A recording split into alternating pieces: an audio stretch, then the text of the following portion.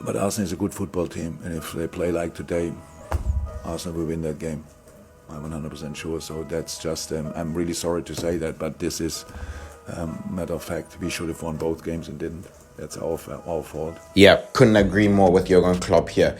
Although I did predict that Liverpool would drop points at Old Trafford. If you remember earlier in the season, I said Man United would win, but they couldn't hold on. They couldn't hold on for the last 5 minutes of the game, I guess. And they dropped yet again. They've now dropped 2 points consecutively in the past 3 games. 1-1 against Brentford. They were leading with 3 minutes to go. Brentford equalized. 3-2 against Chelsea with 5 minutes to go. Chelsea end up winning the game. 10 minutes to go against Liverpool, leading 2-1, and they drop points yet again.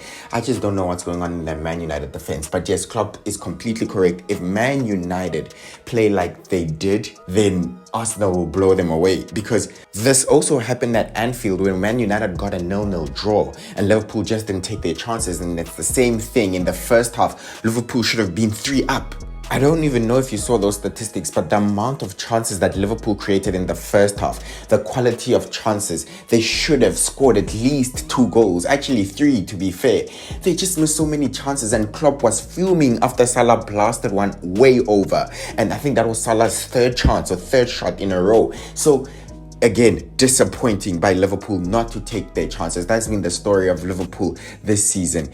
If you remember also against Arsenal, when Liverpool and Arsenal drew at Anfield, Liverpool have these counter-attacks where they go 5v3, 4v2, and they just don't capitalize. And I think ultimately that's what's going to cost them this season, especially with having players like Darwin Núñez, who are completely unreliable when it comes to converting chances in front of goal. If I was Klopp, I'd also be fuming. He's rightly fuming because he coached a win, and now he's dropped points to United and they look like they didn't even have proper tactics.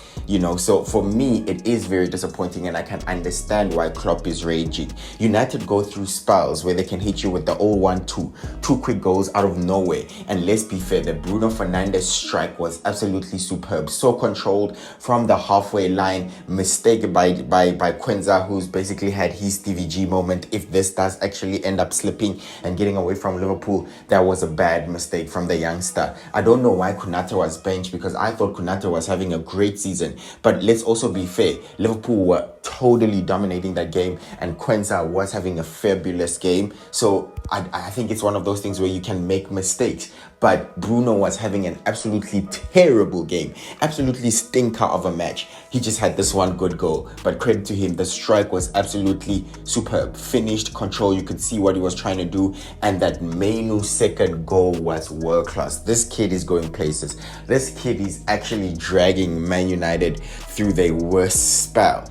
And he's 19. That is crazy. That was a fantastic goal. It was honestly a brilliant goal by Kevin Mainoo. That curl on it, the turn. And I think as soon as he hit it, he knew. As soon as he hit it, he knew that he struck it well. And I don't know, I think United gave it up. Wan-Bissaka with the last-minute tackle on Harvey Elliott. He kind of leaves his body there. If we're being honest, Harvey Elliott runs into Wan-Bissaka, and I'm not even sure that's a penalty. Liverpool fans won't discuss that when it's a huge thing, when they get robbed of penalties. But now, I think they've completely manufactured a penalty in that case to secure the draw. But, so we won't make a big deal out of it. Let's continue. The implications for Man United, I think just securing Europa League at this point is the minimum, because Champions League is gone. It's really up to Villa and Spurs in that one, and I think it was gone when Chelsea beat them. But for Liverpool, besides beating Aston Villa at home, they have not beaten any other top 6 team this season, while they play Spurs next at home, and that will have to be a must win surely.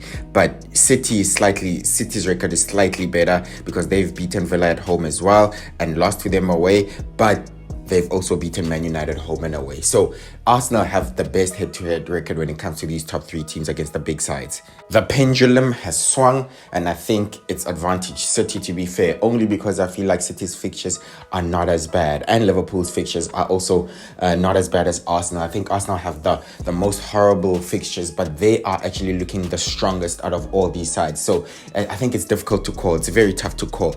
But thank you to Man United, who've just blown open the title race. Another twist in the title race. Liverpool fans, how are you feeling? Maybe a little bit nervous coming into the running. Arsenal fans have the worst fixtures, and they have Bayern Munich in the Champions League. City also have Real Madrid in the Champions League to worry about. But right now, it looks good reading for Arsenal. They have a healthy goal difference as well, if it were to come to it. So with that being said, I think it's a fascinating race we're in. It's the final stretch, 7 games to go. Who win it, we don't know. But thank you for watching my video. Please subscribe, and I'll see you on the next one. Glory, glory, Man United. Glory, glory, Man United.